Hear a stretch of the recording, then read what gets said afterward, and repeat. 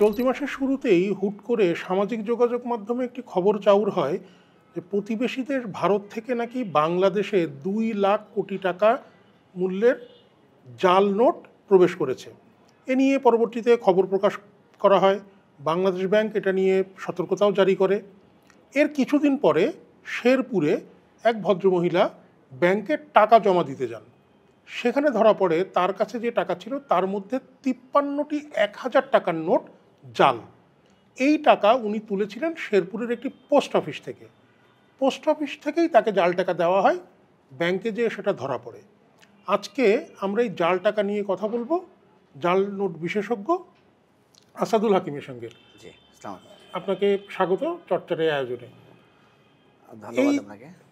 এই যে জাল নোট ধরা পড়ছে এবং এটা নিয়ে মাঝে মাঝেই বিড়ম্বনায় সাধারণ মানুষকেও পড়তে হয়, মানে এক্ষেত্রে আসলে মানে আমরা জাল নোটটা চিনব কী করে?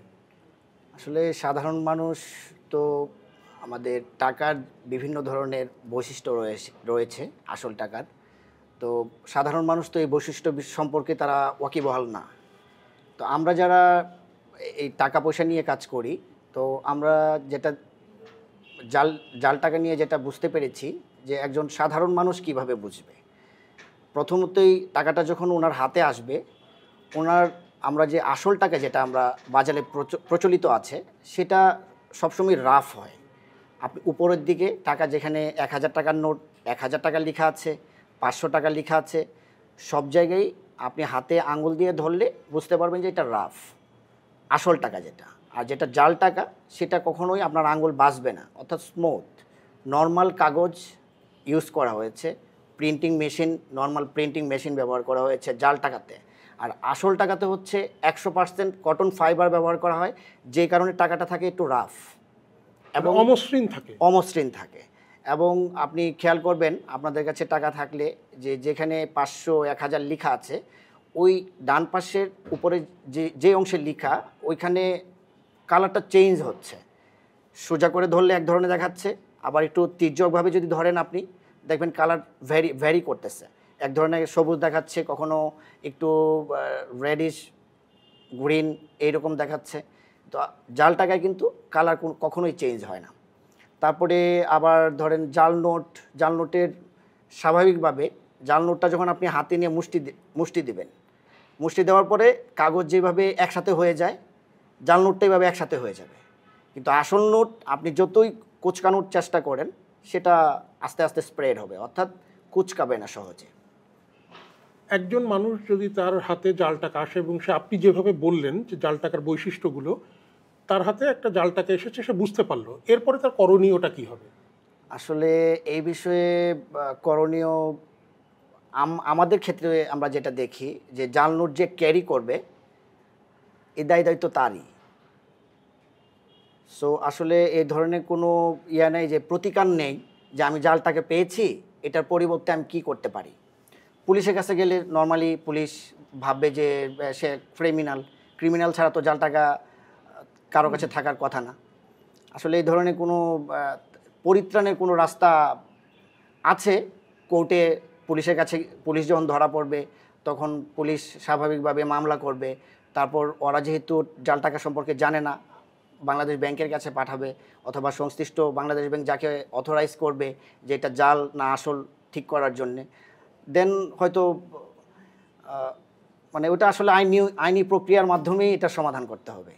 ব্যাংকিং চ্যানেলে এটার কোনো সমাধান আসলে নাই যে পাবলিককে আপনি পরিত্রাণ দিবেন যে না আসলে এটা উনি ক্যারি করছেন, ওটা আমরা তো বলতে পারবো না এটা যে উনি আসলে এটার সাথে সংশ্লিষ্ট কি না। ওই রকম আসলে খুব বেশি পাবলিকের পরিত্রাণের দেখতেছি না, যে ক্যারি করবে সে এটার জন্য লায়াবল না।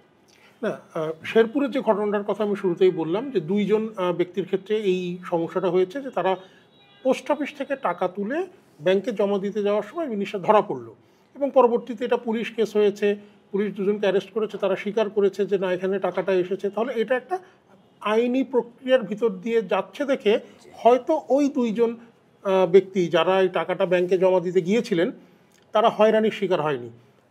সাধারণ একজন মানুষ যখন রাস্তায় চলাচল করছে তার হাতে যদি জাল টাকা, উনি জানেন ওনারা জাল কি মানে আসল নোট, সেক্ষেত্রে কি তাহলে কোনো ধরনের কোনো প্রতিকার নেই? প্রতিকার উনি যদি মনে করেন যে এটা জাল নোট, তারপর উনি তো সার্টিফাই করতে পারতেছেন না আসলেই জাল কিনা। সেই ক্ষেত্রে ধরেন যারা ব্যাংকিংয়ে কাজ করে, আশেপাশে ব্যাংক থাকলে, ব্যাংকাররা তো নর্মালি টাকা নিয়ে যেহেতু ওনারা নাড়াচাড়া করেন, সো টাকা সম্বন্ধে তাদের একটা আইডিয়া আছে, প্রাথমিক একটা সহযোগিতা ওনারা নিতে পারেন। তারপরে বাংলাদেশ পুলিশ বাহিনীকে বিভিন্ন সময় আমরা ট্রেন্ড আপ করি, বাংলাদেশ ব্যাংক বিভিন্নভাবে প্রচারণা চালায়। তারপর ধরেন পুলিশের যারা স্পেশাল ব্রাঞ্চে আছে তাদের ট্রেনিং থাকে, ওই রকম লোকের কাছে গিয়ে তারপর এটা আসলে জানা সম্ভব যে মানে কি এটা আসল না কি করা যায়। সেক্ষেত্রে মানে আমাদের সেন্ট্রাল ব্যাংকের কি কাজ শুধুমাত্র সচেতন করা? সচেতনই তো করা, এছাড়া আর কি করবে? কারণ আইনি বিষয়টা তো এটা ক্রিমিনাল কেস হয়ে যায়, এখানে তো আসলে বাংলাদেশ ব্যাংকের খুব কিছু করার থাকে বলে আমার কাছে মনে হয় না। আর এই যে একটা কথা খুব হচ্ছে যে বাংলাদেশে আসলে প্রচুর পরিমাণে জাল টাকা ঢুকেছে পাশের একটি দেশ থেকে, বাংলাদেশ ব্যাংক পরবর্তীতে এটা নিয়ে সতর্কতাও জারি করেছে। তো এই বিষয়টা নিয়ে আপনি বিশেষজ্ঞ হিসেবে আসলে কিভাবে কাজ করছেন? আসলে এই যে কথাটা যে খুব সম্ভবত 2,00,000 কোটি টাকার মতো, জি, আসলে যারা বলেছেন 2,00,000 কোটি টাকা ক্যারি করার জন্যে হিউজ আপনার ট্রান্সপোর্ট প্রয়োজন, এটা মাথায় করে অথবা বস্তায় ভিতরে ভরে আনা সম্ভব না। যেমন আমরা এক ব্যাংক থেকে অন্য ব্যাংকে যখন টাকা পাঠাই, তখন নর্মালি 200 কোটি টাকা হলে দেখা যায় 3-4টা ট্রাক আমাদের লাগে, বিভিন্ন হয়। তো এটা 2,00,000 কোটি টাকা আসলে কিভাবে এই কথাটা আসলো আমার কাছে বোধগম্য মনে হয় না। কারণ এটার জন্যও মানে বিশাল একটা দরকার, গাড়ি বহর দরকার, মিনিমাম ধরেন 1,000 ট্রাক দরকার, লরি দরকার এই টাকাটা ক্যারি করার জন্যে। সো এই কথাটা আসলে কতটুকু সত্য মানে আমার কাছে মনে হয় না যে এত। আর বাংলাদেশের ভিতরেই তো আছে, আপনি জাল টাকা দেখবেন ঈদ আসলে, তারপর সামনে হয়তো জাতীয় নির্বাচন আসতেছে, তখন তো জাল টাকা যারা কারবারি তারা তো ধরেন প্রিন্টিং মেশিন, নর্মাল মেশিনে প্রিন্ট করে, এটা আসলে দেশের ভিতরেই তো আছে, বাইরের আসলে কি মানে বাইরে থেকে কিভাবে আসবে এটা আমার আসলে বোধগম্য হচ্ছে না। আমরা কথা বলছিলাম একজন জাল নোট বিশেষজ্ঞের সঙ্গে। দর্শক, আপনার কথাও শুনতে চাই। জাল নোট নিয়ে আপনার যদি কোনো বিব্রতকর পরিস্থিতির অভিজ্ঞতা থাকে, আমাদের চর্চার ইউটিউব চ্যানেল এবং ফেসবুক পেজে কমেন্ট করে জানাতে পারেন। জানতে চাই জাল টাকা থেকে প্রতিকারের উপায় আপনি কি ভাবছেন।